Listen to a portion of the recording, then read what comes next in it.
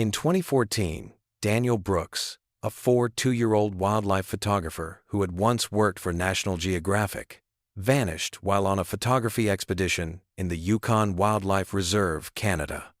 10 years later, his backpack was found beneath a tree, and inside were memory cards that revealed a truth no one could ever have imagined.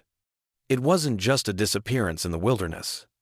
It was the story of a man who had devoted his life to capturing the beauty of nature only to vanish within the very place he loved the most.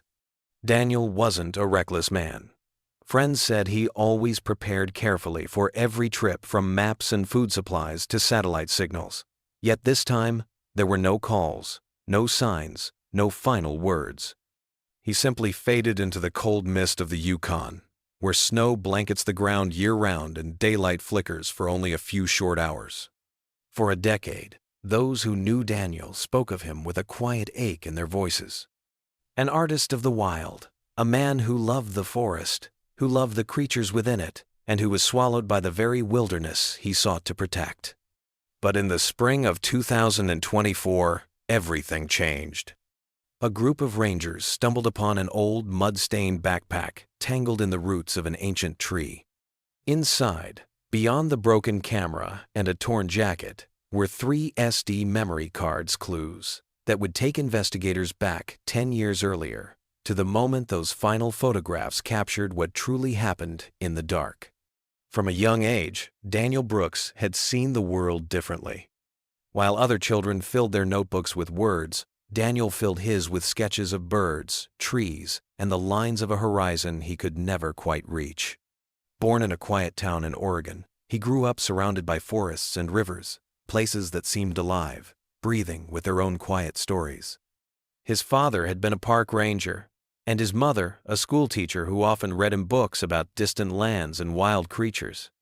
Together, they taught him 2 things that would shape his entire life: to observe carefully and to respect what he did not understand. By his 20s, Daniel had turned that quiet fascination into a career. He began as a freelance photographer, selling small prints to nature magazines. His work stood out for its stillness, the way he could capture not just an animal, but the feeling of a place, the silence between the wind and the leaves. Editors described his photos as emotional landscapes, and it wasn't long before National Geographic reached out. That partnership changed everything. It sent Daniel across continents, to the savannas of Africa, the tundras of Alaska, the rainforests of Borneo. Yet no matter where he went, he always returned to the same belief: the most powerful stories live in the wild, waiting to be seen. Friends remembered him as a man of few words. He preferred long hikes to crowded dinners, and nights beneath the stars to any hotel room. When he spoke, his tone was calm and thoughtful, often turning to subjects others found unsettling: the fragility of life, the smallness of humans compared to the vastness of nature. Those who worked with him said Daniel never chased fame, he chased truth. His favorite saying was simple: "A photograph is not taken, it's given." By 2013, Daniel had begun planning his most ambitious project, a year-long study of nocturnal wildlife in the Yukon region. He wanted to document how animals moved, hunted, and survived through the long northern nights. It was meant to be the final piece of a lifelong dream, a collection of photographs that would show how fragile and interconnected life truly was in one of the last untouched regions on Earth. He spent months preparing, gathering permits, studying migration maps, and testing equipment that could withstand the freezing temperatures. His friends tried to convince him to bring an assistant, but Daniel refused. "The forest has its own rhythm," he told them. "You can't hear it if you're not alone." In his final emails before the trip, Daniel's tone was calm, but strangely reflective. He wrote about a recent expedition where he'd seen illegal hunting traps deep in a protected zone. "Someone's been out there," he said, "and they don't want to be found." His colleagues dismissed it as field paranoia, the kind that comes from spending too long in isolation. But in hindsight, those words carried a quiet warning. When he set out for Yukon in early September 2014, Daniel carried with him the same curiosity that had guided him since childhood, and perhaps, unknowingly, the camera that would record the last images of his life. In early September 2014, the air over the Yukon was already beginning to turn sharp and cold. Morning frost clung to the pine needles, and the rivers ran dark and heavy from recent rain. It was there, on the edge of that vast, untouched wilderness, that Daniel Brooks began what would become his final journey. He had arrived at a remote ranger station 2 days earlier, hauling crates of camera gear, motion sensors, and food supplies meant to last several weeks. Witnesses later described him as calm, methodical, focused, but distant, as if his mind was already deep in the forest ahead. On the morning of September 4th, he signed the last entry in the ranger logbook. Heading north along the ridge, will check in within 2 weeks. No one would ever see him alive again. Daniel's plan was to follow a route that wound through the Tombstone Valley, a remote section of the reserve known for its wolves and northern lights. He had chosen the location carefully far from tourist paths, where the only sounds came from the wind and the slow creak of the trees. He wanted darkness, silence, and movement, the raw pulse of wildlife in its most natural state. For the first few days, his satellite tracker sent brief location pings, confirming he was moving deeper into the valley. Then, the signals stopped. At first, park officials assumed he had turned off the device to conserve battery. It wasn't unusual for him to go quiet. Daniel often spent long stretches off-grid. But when 2 weeks passed without a single message, concern began to grow. His colleagues sent radio calls. There was no reply. Another week passed. By the end of September, the first search team was dispatched. They followed his last known coordinates, a narrow ridge above a frozen creek, bordered by dense spruce and birch. There, they found the remnants of a campsite, a half-collapsed tent, cooking utensils, and a torn notebook soaked by rain. The pages that could still be read were filled with short entries, field notes about animal behavior, changes in light, weather conditions. The final line read simply, "He was here again last night." Investigators weren't sure what "he" referred to. Some assumed Daniel meant an animal, perhaps a bear or wolf he was tracking. But others found the phrasing strange. The entry didn't read like an observation. It sounded like a warning. A few hundred meters from the campsite, searchers discovered drag marks in the snow, long, uneven grooves leading into the trees and footprints, some belonging to Daniel, others larger, unclear. There were no signs of a struggle, but the scene felt wrong, unsettled. A veteran ranger later recalled, "It looked like someone had packed up in a hurry or been interrupted before they could." Weather soon turned against them. Snowstorms swept through the valley, erasing most of the remaining evidence. Helicopters scanned the ridges, while rescue dogs combed the trails for weeks. They found one of Daniel's gloves wedged between rocks near a river bend, and farther downstream, a shattered camera lens glinting beneath the ice.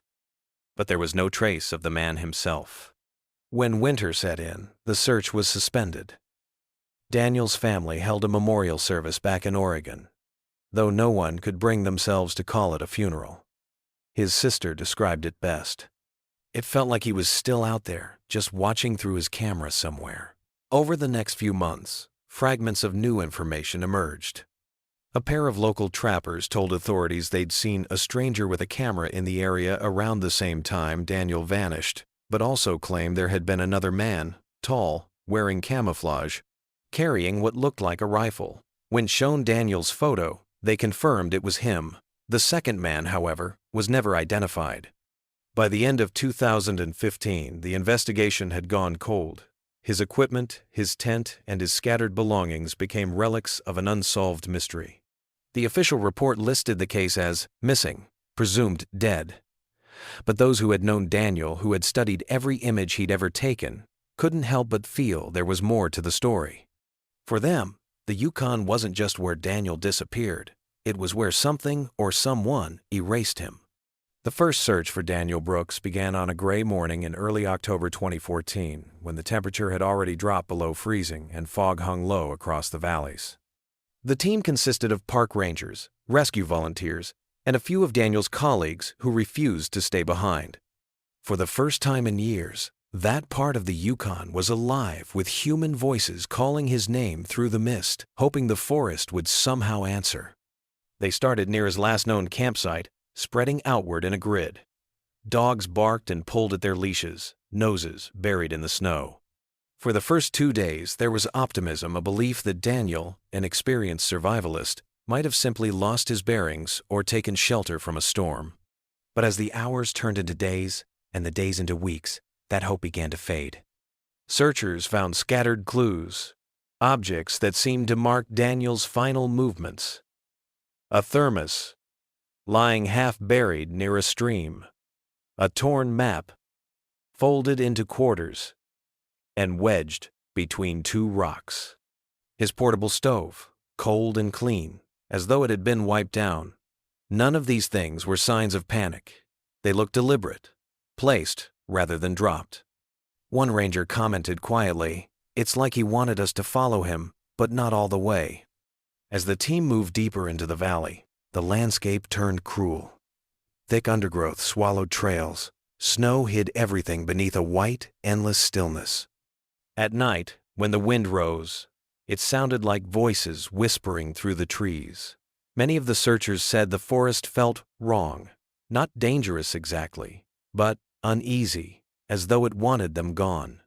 After 2 weeks, helicopters joined the effort, sweeping the region with infrared scanners. They found nothing, not a heat signature, not a trace of movement. Even the wildlife seemed to have vanished. The silence was absolute. Then, during the 3rd week, a discovery. Daniel's second campsite, roughly 8 miles north of the first. It was smaller, makeshift, as if he'd set it up in haste. His tent was missing, but there was a pile of stones near the fire pit, arranged in a tight circle. In the center, searchers found the remains of a burned camera battery and fragments of melted plastic. The investigators were puzzled. Why would Daniel destroy his own equipment? They gathered the evidence and returned to base, where forensic technicians examined it.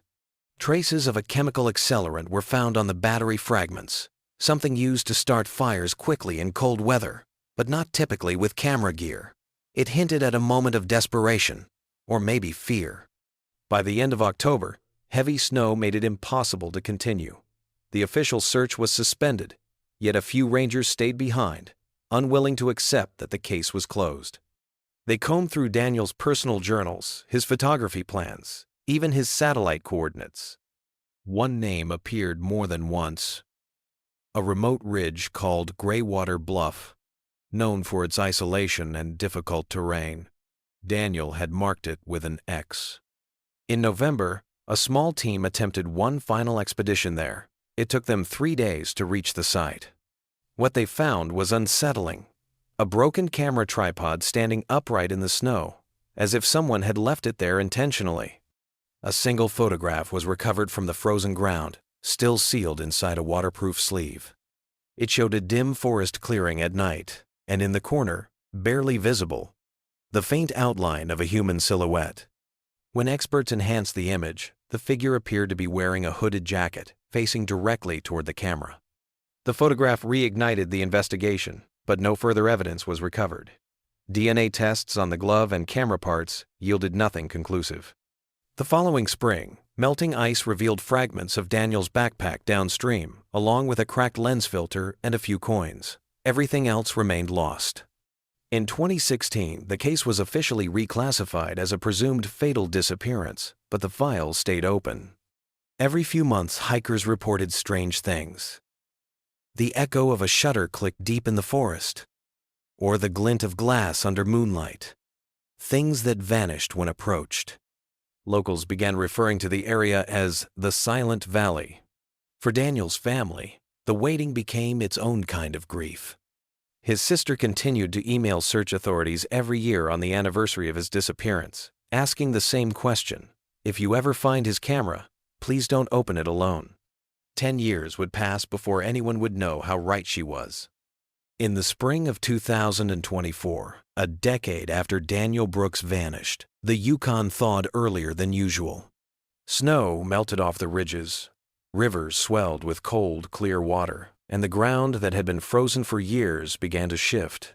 It was during one of those thaw inspections, a routine patrol, to assess erosion near the northern boundaries of the reserve, that a park ranger named Evan Miller noticed something strange half buried in the earth.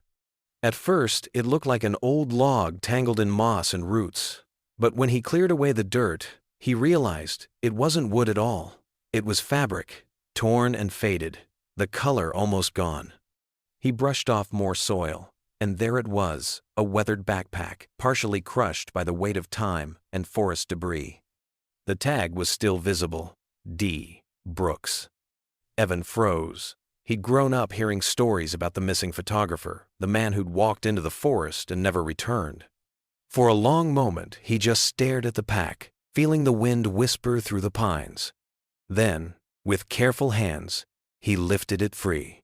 Inside were the remnants of a life cut short, a rusted knife, a dented metal cup, a cracked flashlight, and a bundle of cloth wrapped tight with twine. When he opened it, a faint smell of mildew rose up, and inside lay 3 SD memory cards, protected by a small waterproof pouch. They looked almost untouched. The discovery sent ripples through the entire department. Within hours, the site was sealed off. Investigators from the Royal Canadian Mounted Police arrived, along with forensic analysts who began photographing every inch of the area. It was as if time had finally offered back a piece of what it had taken. The backpack had been found near Greywater Bluff, less than a mile from the last known search perimeter, a place so steep and overgrown that most teams had avoided it during earlier expeditions. The soil around the tree showed signs of erosion enough to expose what had been hidden for years, but there was no sign of human remains, no bones, no clothing fragments beyond the bag. It was as though Daniel had simply vanished into the fog. The memory cards were transported to a digital forensics lab in Whitehorse. It took weeks to dry and clean them, a process that required microscopic brushes and chemical stabilization to prevent further degradation. Out of the 3 cards, 2 were damaged beyond recovery. The third, marked in Daniel's handwriting with the number 3, still contained data. When the first images appeared on the lab screen, the room fell silent. The timestamps confirmed the impossible. The last photo had been taken on the 12th of September 2014, 8 days after Daniel's final radio check-in. The initial images were what one might expect from Daniel: moody landscapes, quiet rivers, the silver glint of dawn over frost-covered branches.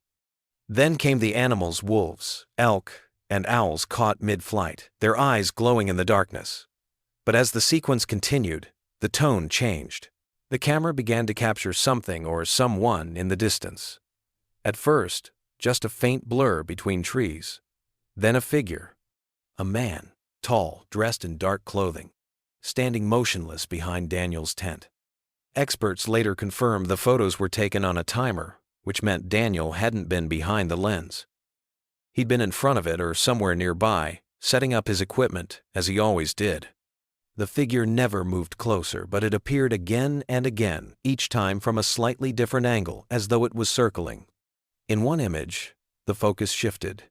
The lens caught a partial face, half obscured by branches the shape of an eye, the curve of a mouth. Analysts enhanced the frame, but the result was grainy, distorted by motion and low light. Still, the suggestion was unmistakable. Someone had been there with him. The final photograph was unlike the rest. It was tilted, blurred, taken from ground level. The flash illuminated snowflakes suspended in the air, and in the far corner, the edge of a boot, stepping forward. Then, nothing.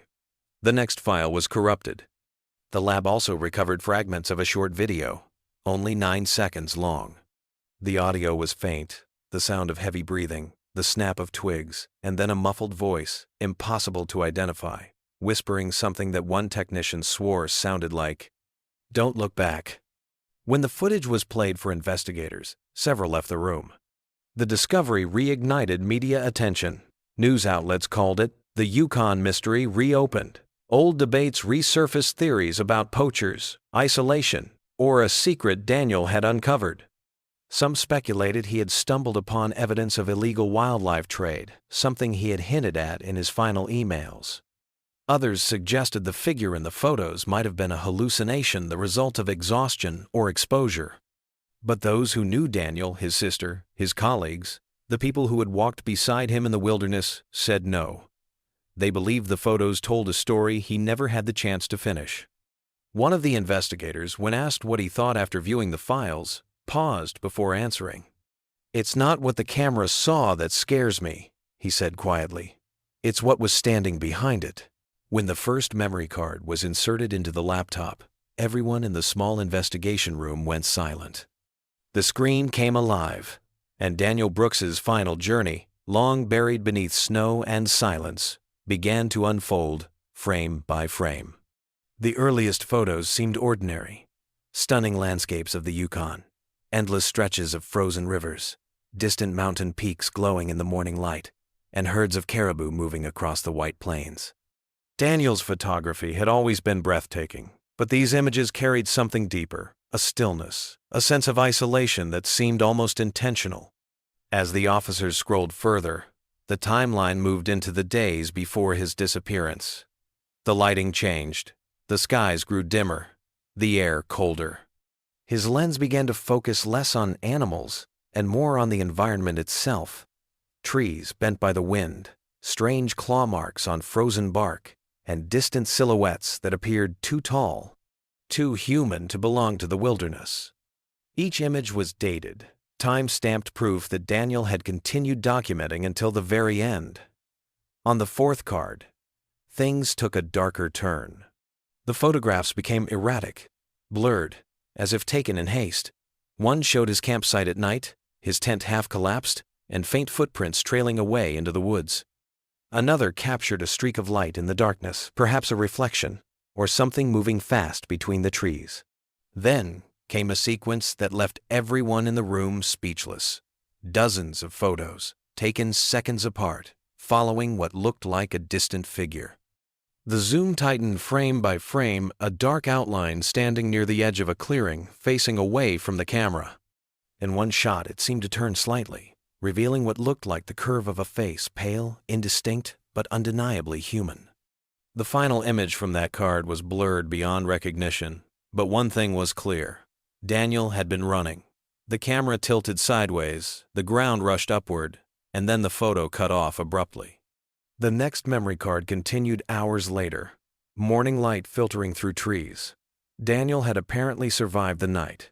His camera, still functional, documented what might have been his last day. He photographed a frozen river, a trail of blood in the snow, and the distant outline of his own footprints leading nowhere. But among these haunting shots, there was one photo that investigators would never forget. It showed Daniel's own shadow cast on a tree trunk, tall, still, and strangely distorted, as if he wasn't alone. When the final image appeared, the room felt colder. The timestamp was from the day he was last seen. The picture was simple. The open forest, snow beginning to fall, and in the corner, a handprint on the camera lens, smeared as if in panic. After that, there were no more photos. For hours, the investigation team replayed the sequence again and again, searching for signs of what might have happened. Theories flooded the room. Perhaps he'd been injured, perhaps a wild animal had attacked.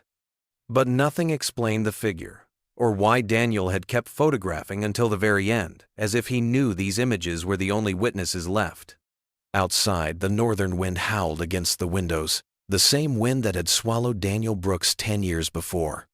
And though the world finally had pieces of his final story, one truth remained unspoken. Something out there had watched him, step by step, until the last frame faded to white. In the weeks that followed the discovery of Daniel Brooks's memory cards, investigators, journalists, and even cryptic message boards lit up with speculation.